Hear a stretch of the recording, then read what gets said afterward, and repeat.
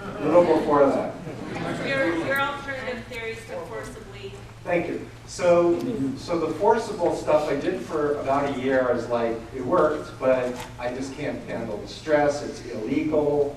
I don't like getting punched and having coffee thrown in my face. But I still felt a heart to want to help people that were still stuck in the Moonies and in other groups. And so I started thinking about how could I empower families to try to get people into a voluntary situation with me.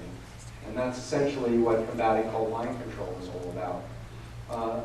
And essentially what happened was a lot of the major cults read my book, at least the leaders read my book, and they refused to allow anyone to come home to visit for 2 or 3 days without a buddy, or without calling in every 3 hours and such. And I was kind of forced to evolve my approach. And so I've developed over time, and as I've had more and more training as a family therapist and as a therapist, I've evolved an approach where I get a team of people together, including family members, friends, ex-members, community people who are concerned, and we kind of work in a very organized, systematic way on how to use ethical influence to get the person to start reality testing. And what I learned very early on, because of thought stopping, is the worst thing you can do is attack the group head on.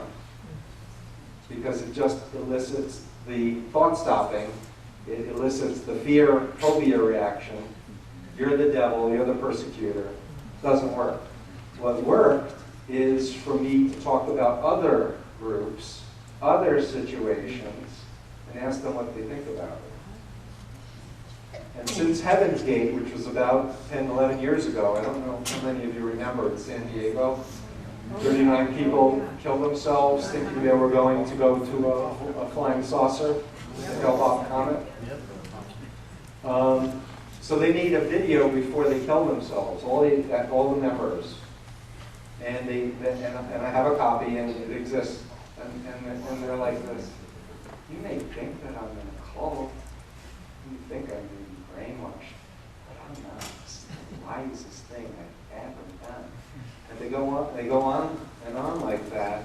And I've yet to show that video to anyone and ask the question, what do you think? Do you think that they are making their own choice to kill themselves, to go to the flying saucer? I've yet to have anyone say anything but, boy, are they brainwashed. Or boy, is that a cult. And so to create a case example where the person can buy in, yeah, that's an example, Jonestown, that's really an example. Even though it's far more extreme than what their situation was, or my situation was in the Moonies, it begins to build a case for the fact that intelligent, educated people can have their behavior controlled, and their information controlled, and their thoughts controlled, and their emotions controlled. They can be given a new name. They can be given a new way of dressing. And they can be isolated. So what do you make of that, for example? And so the basic strategy is not to do the one-shot deal of an intervention, but over time, and to try to bring in people from many different quarters to lay seeds, to get people thinking, to build rapport and trust. I have a 3-step phobia intervention, which I mentioned earlier, where it's essentially teaching what is a legitimate fear, like a rhinoceros is charging me right now on the African savannah. Freak out and run. Or I'm watching Jumanji on TV and there's a rhinoceros coming out in the movie of the TV. And it's exciting, but it's of no danger to me. To have that critical and to be able to understand that the structure of a phobia, it involves a visualization in your head, a negative scene, a negative self-talk, and holding your breath or hyperventilating. That's how to have a panic attack, is those 3 pieces. And how to cure phobias is to assess that there's no danger, make a positive visualization. I'll use the example of elevators, people with elevator phobias. They need to be able to see themselves getting in an elevator, riding safely and comfortably. And they need to be able to hear their voice saying, oh, nice elevator. It was inspected in the last 6 months. Telephone. Cool. And a very calm, soothing voice and deep breathing. And with those 3 pieces in what's called systematic desensitization, so you get the person to visualize where the elevator is, 100 feet away, and 80 feet away, and 60 feet away, and 50 feet away. And you get up to the point where they're pressing the button and feeling okay about it. Because they're not going to get in unless they're ready to get in. And when you put one foot in, and you put one foot out. It's one of the fastest mental illnesses to cure, phobias. So you do the phobia, and if you have a phobia, then you can tell your loved one about how you have this phobia and how you got cured. So it's easy. Then you get into talking about how other groups put phobias in people's minds in order to keep them dependent and obedient.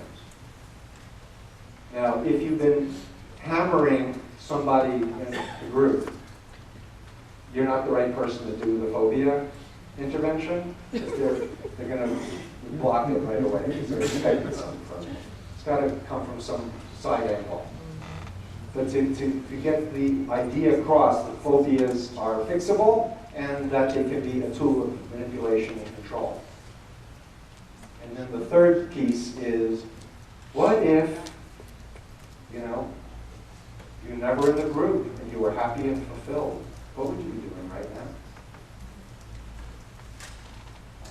Or, what if, God came to you and said, it's your mission to leave the LDS? Would you believe it? If you knew it was God, would you do it? Or would you say, nah, I'm just too comfortable, I want to be with my family?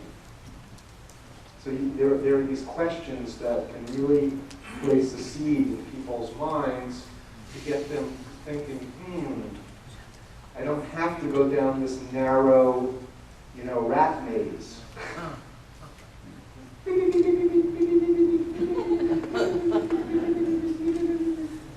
No, there are some other choices here. And especially in light of what's going on in, with the world economy and everything else, I think people are more scared. I'm afraid cults are going to be recruiting more people during this time. And so, in my point of view, I know I'm biased, but I believe former members are like white blood cells are to the body's immune system. It's like, warning, warning, warning. Don't do it. Trust me, check it out. Go on the web, research. Group plus cult in Google. Name of group plus mind control with quotation marks in Google. Group plus brainwashing. Group plus criticisms. And if something's legitimate, it will stand up to scrutiny. It will. And if it's not, then why spend the time and energy and emotions and money doing something that isn't true? Life's too short. Life's too precious. And I'm going to conclude. We're going to do questions, but I want to end by saying that in my experience, love is much more powerful than mind control. And for those of you who love your father, mother, sister, brother, son, daughter who've cut off from you, trust that your love is real, your love is a force, and if there was love reciprocated prior to you leaving the group, trust in the person's authentic self. That despite all the cult indoctrination that may say hurtful things and do hurtful things to you, believe, and I'm not saying like La La Land believe, but just have hope that the truth will out and that they'll do the right thing and be patient. And realize when you're meeting some Jehovah's Witness who's knocking on your door, that somebody's sister or brother or mother or father, and take a few time a few minutes and talk with them and make a connection with them. And I talk in my second book about a whole bunch of techniques that you can, just to connect with that person. And maybe someone will do that with your loved one.